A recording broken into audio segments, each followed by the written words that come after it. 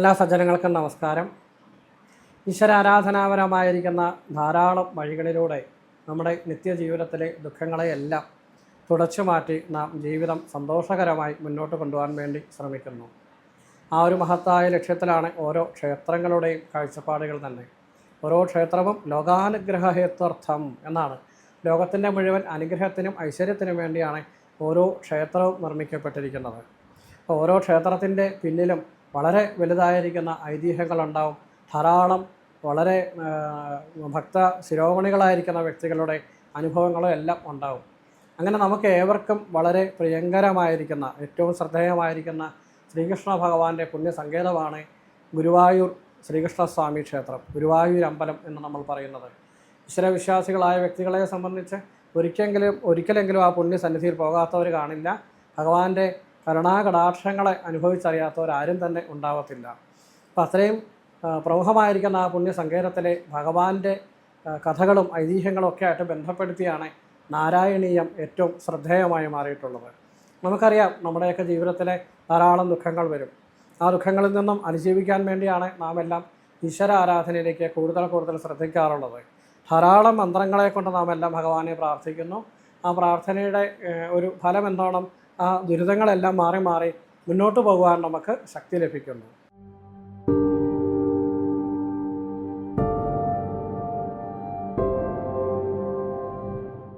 സാക്ഷാൽ ഭഗവാന്റെ മൂലമന്ത്രങ്ങളും അഷ്ടോത്തരസ്വര നാമാവലിയും സഹസ്രനാമം പോലെയുള്ള മന്ത്രങ്ങളുമെല്ലാം ഇപ്രകാരം എല്ലാവിധത്തിലുള്ള ദുഃഖദുരിതങ്ങളിൽ നിന്നും നമ്മെ രക്ഷിക്കുവാൻ, നമ്മെ സഹായിക്കാൻ ആചാര്യന്മാർ ചിട്ടപ്പെടുത്തിയിട്ടുള്ളതാണ്, നമുക്ക് പറഞ്ഞു തന്നിട്ടുള്ളതാണ്. അതിൻ്റെ ജപവിധിയും അനുഷ്ഠാനങ്ങളും എല്ലാം.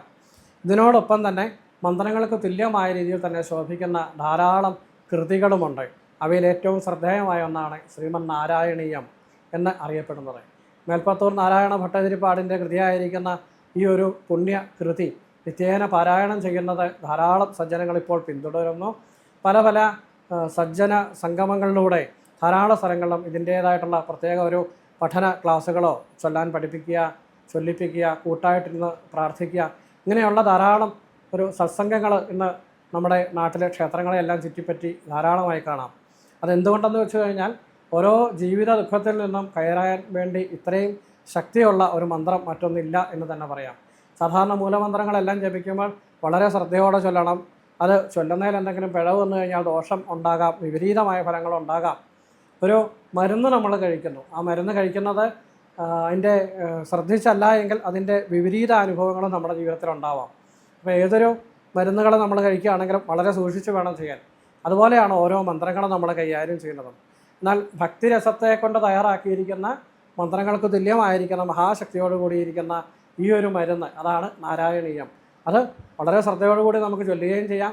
ഇനി അഥവാ നമ്മുടെ ഒരു പോരായ്മകളെ കൊണ്ട് എന്തെങ്കിലുമൊക്കെ ഒരു പിഴവുകൾ സംഭവിച്ചാൽ തന്നെയും അവയൊന്നും ദോഷമായി ബാധിക്കുകയും ഇല്ല. മൂലമന്ത്രങ്ങൾക്ക് പറയുന്നത് പോലെയുള്ള അപകടകരമായ ഒരവസ്ഥയില്ല എന്നർത്ഥം. അത്രയും ശക്തിയുള്ള മന്ത്രവുമാണ്, എന്നാൽ ദോഷഫലങ്ങളൊന്നുമില്ല എന്നർത്ഥം. നാരായണീയം നിത്യേന ജപിച്ചു കഴിഞ്ഞാൽ എല്ലാവിധത്തിലുള്ള ദുഃഖദുരിതങ്ങളിൽ നിന്നും നമുക്ക് കരകയറാൻ സാധിക്കും. നാരായണനെ സംബന്ധിച്ചത് എന്നതാണ് നാരായണീയം എന്ന ഒരു പദത്തിൻ്റെ അർത്ഥം. അതിന് രണ്ട് രീതിയിലും അതിനെ ആശയം പറയുന്നതാണ്. ഒന്ന്, നാരായണ ഭട്ടതിരിപ്പാട് രചിച്ചത് കൊണ്ടും നാരായണീയമായി, നാരായണനെക്കുറിച്ച് പറയുന്നത് കൊണ്ടും നാരായണീയമായി എന്ന രണ്ട് വ്യാഖ്യാനങ്ങളാണ് നാരായണീയത്തെക്കുറിച്ച് പറയുന്നത്. അപ്പം ഭക്തിരസപ്രധാനമായിരിക്കുന്ന കൃതികളിൽ ഏറെ ശ്രദ്ധേയമായതും മന്ത്രത്തിന് തുല്യമായ ഒരു ഗൗരവം കിട്ടിയതുമായിട്ടുള്ള കൃതിയാണ് ശ്രീമൻ നാരായണീയം.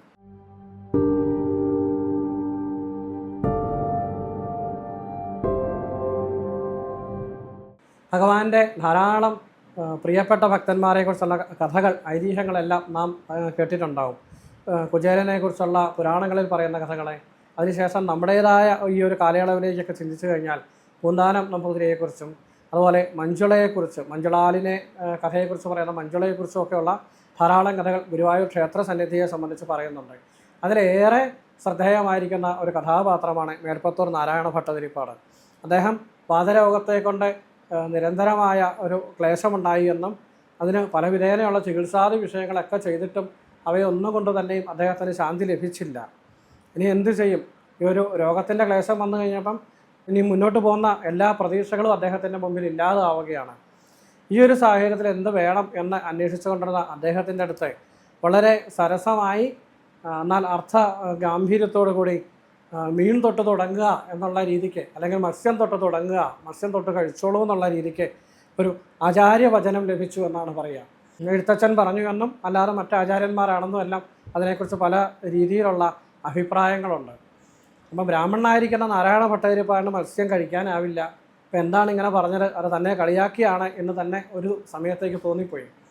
എന്നാൽ സാക്ഷാൽ ഭഗവാന്റെ കഥകളെക്കുറിച്ച് വിശദമായി അറിയാവുന്നതുപോലെ പറയാൻ ശ്രമിക്കൂ എന്നാണ് ആ വരിയിലൂടെ സൂചിപ്പിച്ചത് എന്ന് അദ്ദേഹത്തിന് മനസ്സിലാവുകയും തുടർന്ന് ഭഗവാനെക്കുറിച്ച് യഥാശക്തി പ്രാർത്ഥിക്കുവാൻ, വർണ്ണിക്കുവാൻ ഒരു കൃതി തന്നെ തയ്യാറാക്കുവാൻ അദ്ദേഹം തയ്യാറാവുകയാണ്. അപ്പോൾ ആ ഓരോ ശ്ലോകത്തിലും കാണുന്നത് അദ്ദേഹത്തിൻ്റെ ആ പൂർണ്ണമായിരിക്കുന്ന മനസ്സിൻ്റെ ദുഃഖത്തെയാണ് സമർപ്പിക്കുക. നമ്മളൊക്കെ ക്ഷേത്രങ്ങളിൽ പോയിട്ട് പല വിധേനയുള്ള വഴിപാടുകളും ചെയ്യാറുണ്ട്. പൈസ കൊടുത്ത് രസീതാക്കി ക്ഷേത്രത്തിലെ ശാന്തിക്കാരെ പൂജാതി കർമ്മങ്ങൾക്ക് വേണ്ടി ഏൽപ്പിക്കാറുണ്ട്. അങ്ങനെയൊക്കെ ചെയ്യുമ്പോഴും നമ്മുടെ മനസ്സിൻ്റെ പൂർണ്ണമായൊരു സങ്കല്പം അവിടെ ചെല്ലുന്നില്ല എന്നുള്ളതാണ് സത്യം. കാരണം ഓരോരുത്തർക്കും ഓരോ രീതിയിലുള്ള ദുഃഖങ്ങളായിരിക്കും ഉള്ളത്. ചിലർക്ക് സാമ്പത്തികമായിരിക്കും, ചിലർ കുട്ടികൾ പഠിക്കാത്തതിൻ്റെ ആയിരിക്കും, ഇങ്ങനെ ഓരോ രീതിയിലായിരിക്കും. അപ്പം നമ്മുടെ മനസ്സിൻ്റെ ദുഃഖം നമുക്ക് പറയാവുന്നതുപോലെ മറ്റാർക്കും പറയാൻ സാധിക്കത്തില്ല. പൂജാരിയായി പ്രതിനിധിയായിരിക്കുന്ന മറ്റൊരു വ്യക്തിക്ക് വേണ്ടി പോലും, ആ വ്യക്തിക്ക് പോലും നമുക്ക് വേണ്ടി വേണ്ട വിധത്തിൽ മനസ്സിരുത്തി സങ്കല്പിക്കാൻ സാധിക്കത്തില്ല. കാരണം നമ്മുടെ ദുഃഖം നമുക്ക് മാത്രമേ അറിയൂ. അപ്പം അവനവന് വേണ്ടി അവനവൻ പ്രാർത്ഥിക്കുന്നത് ഏറ്റവും പ്രധാനമാണ്. അത്തരം ഘട്ടങ്ങളിലാണ് ഉപാസനകൾക്കും പ്രാർത്ഥനകൾക്കും ഇങ്ങനെയുള്ള ഒരു ഗ്രന്ഥരചനയിലേക്കും എല്ലാം ഏറ്റവും ശ്രദ്ധേയമായി നാം കണക്കാക്കേണ്ടത്. അപ്പം മേൽപ്പത്തൂർ നാരായണ ഭട്ടതിരിപ്പാട് സ്വന്തം ദുഃഖത്തെ മുഴുവൻ ഉൾക്കൊണ്ടുകൊണ്ട് എന്നെ രക്ഷിക്കണേ, എന്നെ രക്ഷിക്കണേ എന്നുള്ള പ്രാർത്ഥനയോടുകൂടി, ആ വിതുമ്പലോടുകൂടിയാണ്, തികഞ്ഞ വിശ്വാസത്തോടു കൂടിയാണ് ഭഗവാനെക്കുറിച്ച് പാടുന്നത്, ഭഗവാനെക്കുറിച്ച് വർണ്ണിച്ച് പറയുന്നത്, ഭഗവാന്റെ ഓരോരോ കഥകളെയും ശ്ലോകങ്ങളാക്കി മാറ്റുന്നത്. മറ്റൊരാളെ ഏൽപ്പിച്ചിരിക്കുകയല്ല എന്നർത്ഥം. അപ്പം അദ്ദേഹത്തിൻ്റെ ഓരോ ശ്ലോകങ്ങളിലും ആ പൂർണ്ണമായ സമർപ്പണവും ലക്ഷ്യവും ഭക്തിയും ശ്രദ്ധയും എല്ലാം ഉണ്ട്. അതുകൊണ്ട് തന്നെ ഓരോ ശ്ലോകങ്ങളും ഒന്നിനൊന്നിന് ഗാംഭീര്യമുള്ളവയാണ്, അത്രയും പ്രാധാന്യവും ശക്തിയും ഉള്ളവയാണ് എന്ന് അർത്ഥം.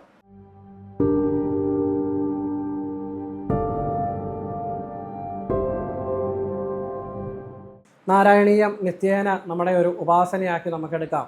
മേൽപ്പത്തൂർ നാരായണ ഭട്ടതിരിപ്പാട് 100 ദശകങ്ങളിലൂടെ ഭഗവാന്റെ കഥകളെയും അത്ഭുതമായിരിക്കുന്ന ആ ശക്തിയെയും എല്ലാം കുറിച്ച് വർണ്ണിക്കുകയും ഒപ്പം പ്രാർത്ഥിക്കുകയും ഒപ്പം പിന്നീട് വരുന്ന ആൾക്കാർക്ക് വേണ്ടി ഇപ്രകാരം അതെല്ലാം ചിട്ടപ്പെടുത്തി വെച്ചിരിക്കുകയാണ് ഈ നാരായണീയത്തിലൂടെ. അദ്ദേഹത്തിൻ്റെ ആ ഒരു പാത പിന്തുടർന്ന് പ്രാർത്ഥിക്കുമ്പോൾ അദ്ദേഹത്തിന് ആ നാരായണീയ രചനയോടുകൂടി അദ്ദേഹത്തിൻ്റെ രോഗവിമുക്തി ഉണ്ടായി എന്നാണ് കഥ. അപ്പോൾ അദ്ദേഹത്തിന് ആയുരാരോഗ്യ സൗഖ്യം ലഭിച്ചു എന്നാണ് പറയേണ്ടത്. എന്ന് പറഞ്ഞു കഴിഞ്ഞാൽ വാതരോഗത്തെ കൊണ്ട് ക്ലേശിച്ചിരുന്ന അദ്ദേഹത്തിൻ്റെ രോഗാതി ദുരിതങ്ങളെയെല്ലാം തന്നെ ഭഗവാൻ മാറ്റിക്കൊടുത്തു. ആ ഒരു ശ്ലോകങ്ങളാവുന്ന അർച്ചനകളെ കൊണ്ട് ഭഗവാൻ അദ്ദേഹത്തെ സുഖപ്പെടുത്തി എന്നാണ് ആ നാരായണീയത്തിൻ്റെ ഐതിഹ്യത്തിൽ പറയുന്നത്. അതുപോലെ നമുക്കും നമ്മുടെ പല വിധേനയുള്ള ക്ലേശങ്ങളെയും ദുഃഖങ്ങളെയും ദുരിതങ്ങളെയും എല്ലാം തുടച്ചു മാറ്റുവാൻ നാരായണീയത്തെ ആശ്രയിക്കാം. രോഗദുരിത ശാന്തിക്ക് വേണ്ടി മാത്രമല്ല, നമുക്കെല്ലാം ഓരോ ആൾക്കാരുടെയും അവസ്ഥകൾ വ്യത്യസ്തമായിരിക്കും. സാമ്പത്തികപരമായ ദുഃഖം അനുഭവിക്കുന്നവർക്ക്, അല്ലെങ്കിൽ രോഗാതി ദുരിതം അനുഭവിക്കുന്നവർക്ക്, സന്താനങ്ങളെ കൊണ്ട് പല വിധേനയുള്ള ക്ലേശം അനുഭവിക്കുന്നവരെ, വിവാഹം നടക്കാതെ നിൽക്കുന്ന ആൾക്കാർ, വിവാഹം നടന്നതിന് ശേഷം പിന്നീട് എന്നും വഴക്കും പ്രശ്നങ്ങളുള്ള ആൾക്കാർ, ഇങ്ങനെ ഓരോരുത്തരുടെ ദുഃഖവും വേറെ വേറെ ആയിരിക്കും. മേൽപ്പത്തൂർ നാരായണ ഭട്ടതിരിപ്പാടിന് രോഗദുരിതങ്ങളെ കൊണ്ടാണ് ക്ലേശിച്ചതെങ്കിൽ നമ്മുടെയൊക്കെ ദുഃഖങ്ങൾ വേറെ വേറെയാണ്.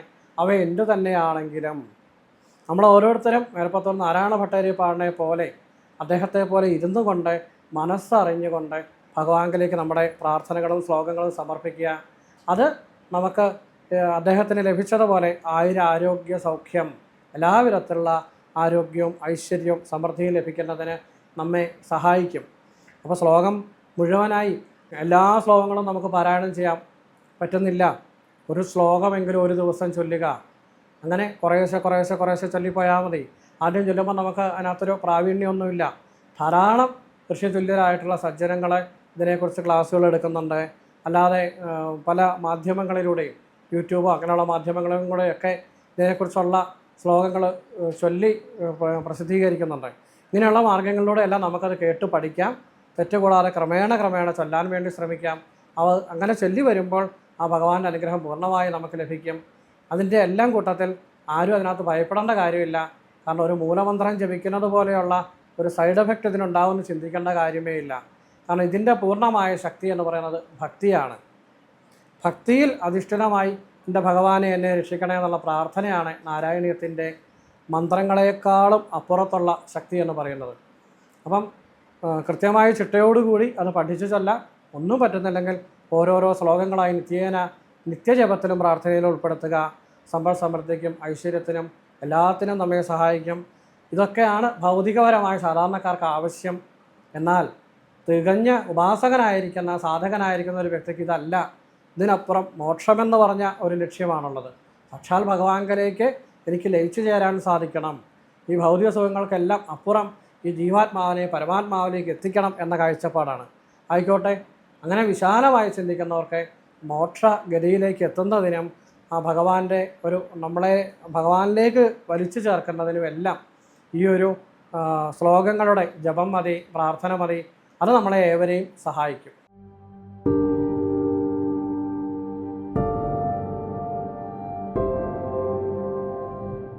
രോഗദുരിത ശാന്തിക്ക് 7-ാം ദശകത്തിലെ 8-ാമത്തെ ശ്ലോകവും 13-ാമത്തെ ശ്ലോകവും 28-ാം ദശകത്തിലെ ധന്വന്തരി അവതാരവും ഏറെ വിശിഷ്ടമായി സങ്കല്പിക്കപ്പെടുന്നു.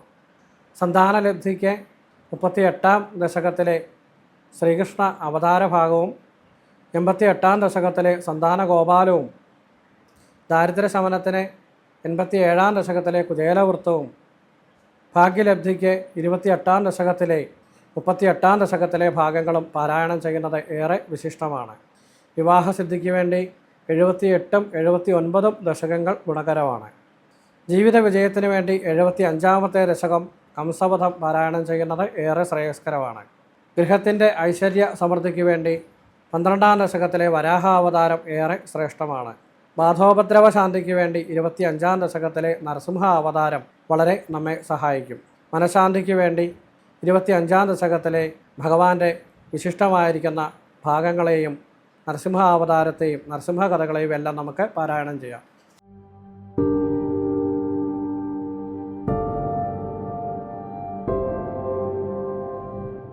ജീവിത ദുഃഖങ്ങളിൽ നിന്നും കരകയറാൻ വേണ്ടി നാരായണീയം നിത്യപാരായണത്തിൽ ഉൾപ്പെടുത്തുകയും പ്രത്യേകമായി നമ്മുടെ ഒരു ജീവിതത്തിന് സഹായകരമായിരിക്കുന്ന ചില ഭാഗങ്ങളെ ഞാൻ സൂചിപ്പിച്ചു. ആ ഭാഗങ്ങളെല്ലാം ശ്രദ്ധയോടുകൂടി രാവിലെയും വൈകിട്ടും സന്ധ്യാദീപം തെളിയിച്ചതിന് ശേഷം രാവിലെയും വൈകിട്ടും 2 നേരവും വിളക്ക് കത്തിച്ചുകൊണ്ട് പ്രാർത്ഥിക്കാം.